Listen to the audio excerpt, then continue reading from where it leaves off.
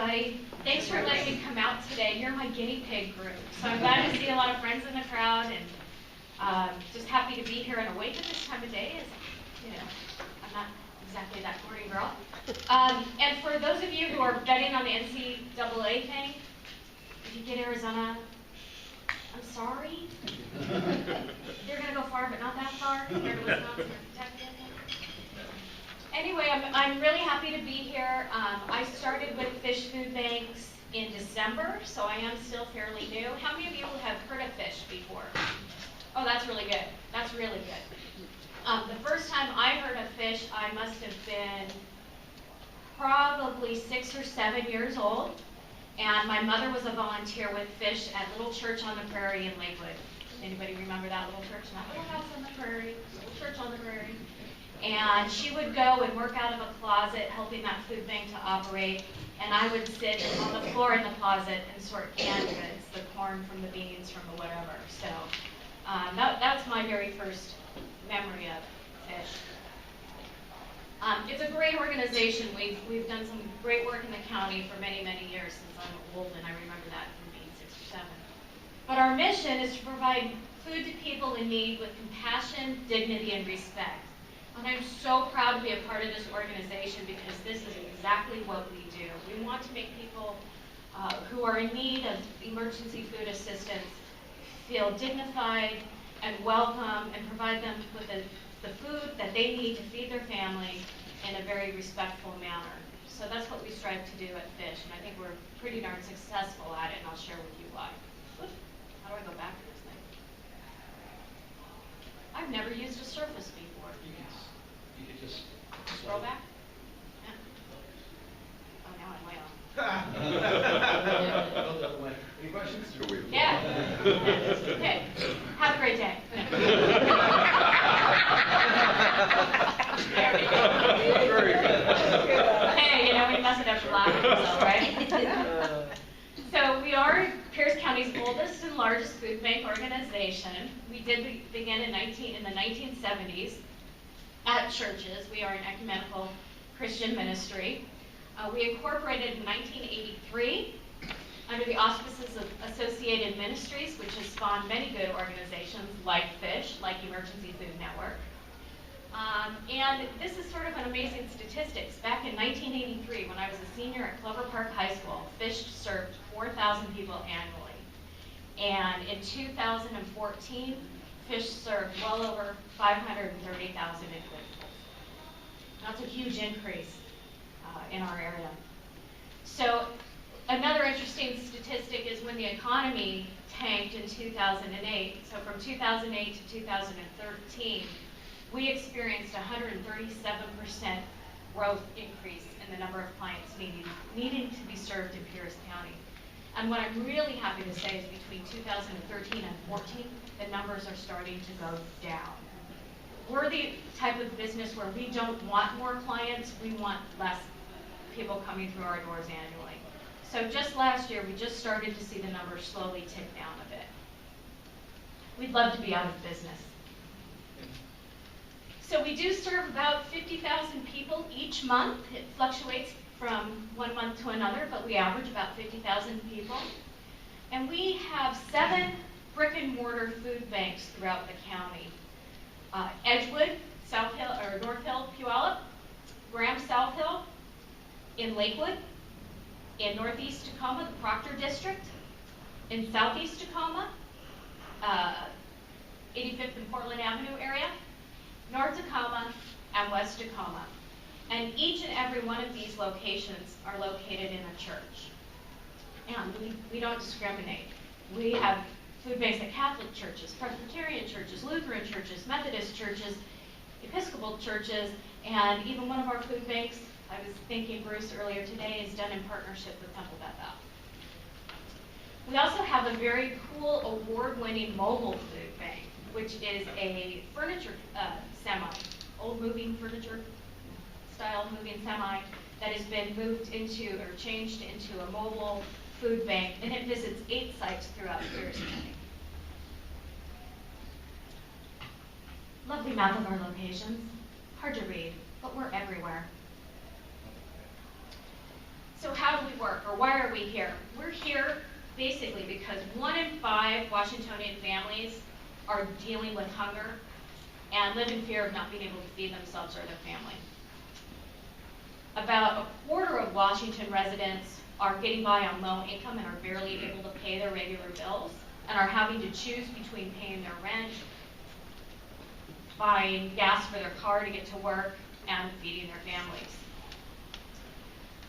53% of the people we serve at Fish are either children under the age of 18 or what AARP considers seniors, but we all know what they think.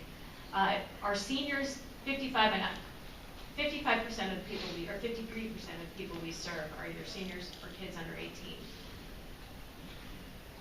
And almost half of the households that we serve are families like you and I.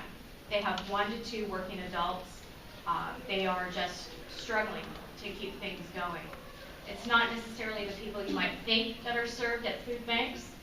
We serve a lot of disabled people who are unable to work, seniors who are aged out of the workforce or have disabilities and can't work, kids who are a victim of circumstance, and that hardworking low-income family just trying to get by. Many of our clients come back week to week, but many of our clients are just using us as a temporary bridge while they get their lives back together after a life incident.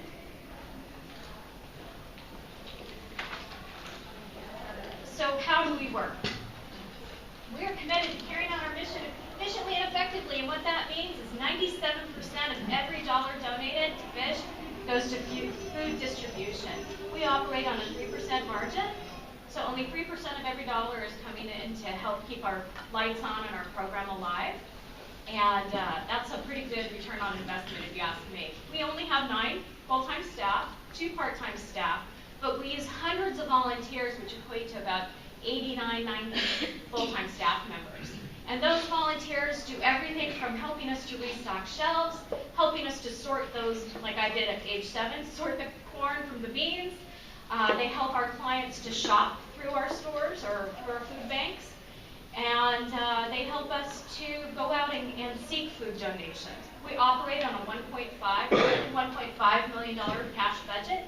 But every year we receive over $10 million worth of in-kind food donations. That's a lot of food, by the way. But we're more than just providing families with the food that they need. We know that our clients who come in need much, much more help than just a meal for that day. So we've partnered with Sound Outreach, and we provide connection centers at our largest facilities.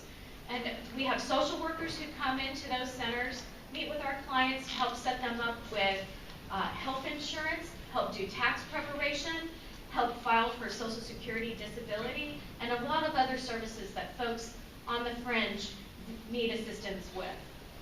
We also partner with the health department and offer immunizations and other services to clients as they are there at the food bank. Our Lakes Area Fish Food Bank has one of those connection centers. That's our location in Lakewood at the United Methodist Church on Silicon Boulevard. And they also have a clothing bank, as does our largest food bank in Southeast Tacoma. They have the connection centers and a clothing bank.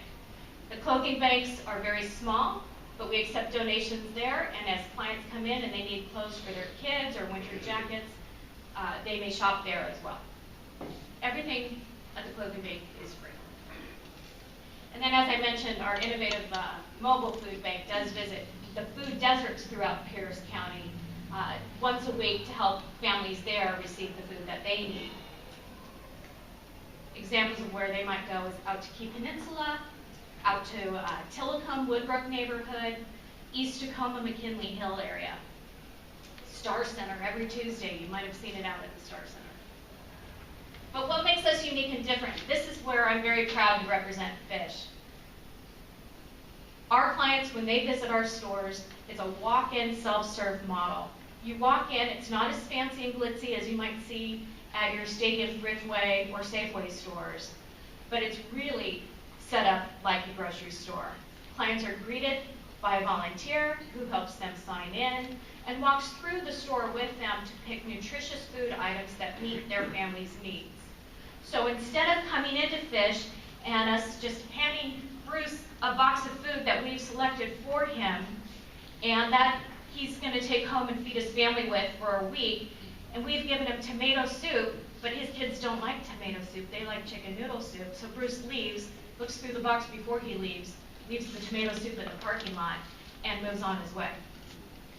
Now, that's a typical model that a lot of food banks use. Fish has decided to be a little bit more efficient. You'll come in with your volunteer, with your shopping cart, you will stop at each station, and you pick the items that your family enjoys, that meet your dietary needs. And our primary goal is to provide 3 nutritious meals a day for 3 days to every client who visits our food bank. And clients can come back once a week. We will not turn anyone in need away. Sometimes I get a lot of questions about that. You won't turn anyone in need? Don't they have to prove that they need food? When you're hungry and low income and seeking food, it's a career to try to source food for your family. So at Fish, we believe that if you're in need, you're going to come to us because you're in need. You're not going to come to us to scam the system. So all we ask is simply that you provide us with a valid ID with a mailing address, because we like to track the zip codes where our clients come from, and the names and birthdays of everyone in your household receiving food. If you do that, you can come to our food bank, no questions asked, and we will serve you with dignity. It's very interesting because we survey and we sort of try to see where we might have some problems, and we really estimate that less than 1% of the people coming through the food bank may not need those services. And that's a very small number when you're looking at over 500,000 people served.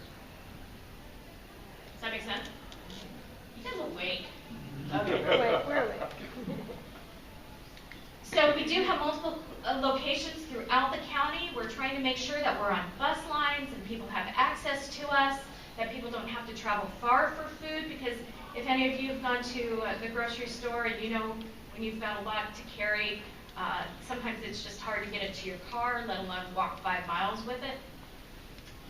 We do offer evening and weekend hours so that we can help people who work, who can't come to the food bank when it's only open from noon to 3.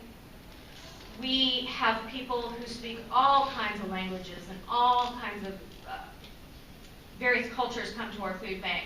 So we do try to make sure that we have all of our materials in numerous languages, from Ukrainian, Russian, Vietnamese, Cambodian, Braille.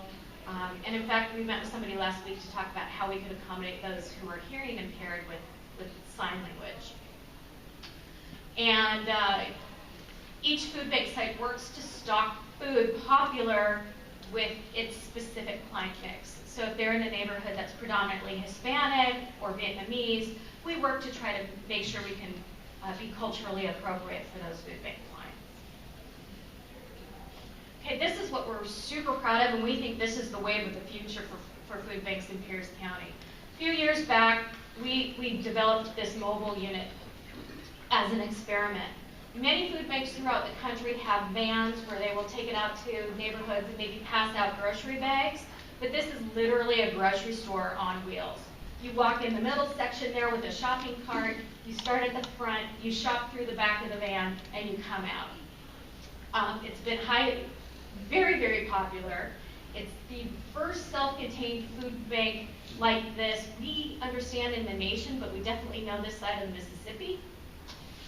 It's been allowed us to expand our services greatly throughout the county because we can drop it in remote areas fairly easily. In fact, we might be losing a site because a brick and mortar food bank is going to come back online, and we've already been contacted farther out in the county to bring the mobile out there to serve a new neighborhood. So we're constantly adding sites, and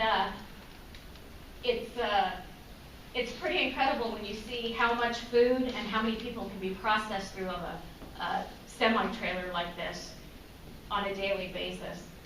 So this is the wave of the future. It's actually quite a bit of money to put one of these together. It's our most expensive operation that we have. We did it as a test pilot, but now that we own the trailer and the tractor, we're looking forward to buying more of the trailer units so that we can drop those food banks off and the tractor can move them on a rotating schedule. It's a unique job to run the mobile food bank. We have to have a certified driver who also serves as a food bank manager. So we have a wonderful gentleman by the name of Dirk who's very friendly and who's a certified driver, and we're very lucky to have him. But if Dirk ever gets sick, we're in trouble. So if anybody's a certified truck driver, let me know if you want some volunteer time. I told Dirk he could never get sick. But we wouldn't exist if it weren't for partnerships with folks like you. So if you're ever interested in helping the hungry in Pierce County, here's a few easy ways to do it. Donate funds, even $1. For every dollar donated, we can buy $7 worth of food. And just as an example, every month at Fish, we spend about $3,000 just to buy eggs. So think of how $1 can impact that egg budget. Donate food. We all have pantries. I had this conversation with a woman on the phone the other day. We all have pantries where sometimes you go buy something at the store, and you go to put it in the cupboard, and you realize, oh, I have 3 cans of those. I probably have 6 cans of garbanzo beans in my cupboard right now, and I probably use 1 a year. So, do a little spring cleaning, donate food. Donate non-food essentials, spices, diapers, shampoo, shaving cream, razors, EPMAs. Those are the products that people don't think about at food banks, but our clients certainly need and use and enjoy. Conduct a food drive in your own church, place of work, Rotary Club. We have barrels we'll pick up. We'll give you all kinds of great incentives to do it. Volunteer. Or is anybody a gardener? The only thing I can grow are kids. I kill plants, but is anybody a gardener? Grow an extra row. When you have all those zucchinis that you don't know what to do with, bring them down to Fish. Our folks love the fresh fruit and fresh produce. We never get enough of it, and we are always happy to accept it. So this just gives you an idea of some of the needs we have. One of the biggest challenges for Fish is to provide healthy proteins to our clients. That has a lot to do with food handling, safety, refrigeration needs. So we're always looking for good protein, canned protein, tuna, chicken, chilies, anything with beans. And of course, baby food is also always in demand. Gotta feed the babies for some reason. So that just gives you, and I tried to do that with a little open time. Did I do good, Jason? Okay, just checking. That gives you a little overview of the great work we're doing at Fish. Fish is in a really unique position now. We've grown and grown and have moved, thanks to the leadership of Beth Elliott, who retired in December, from a small grassroots church closet organization into one of the leading food providers in the county. And we're looking forward to a very bright future on expanding our role. But really what we'd like to say is we're looking to a really bright future to ending hunger in Pierce County. So I appreciate your help and your interest in our organization. I invite you to look at the materials on the table to learn more about us. And also would like to let you know that in May, on May 8th, for the first time ever, we are doing a fundraiser. We're throwing Nourish, which is our new dinner and auction event. And we'd love to have you join us for a fun of music and dance and great food, great company. So I'm happy to answer questions.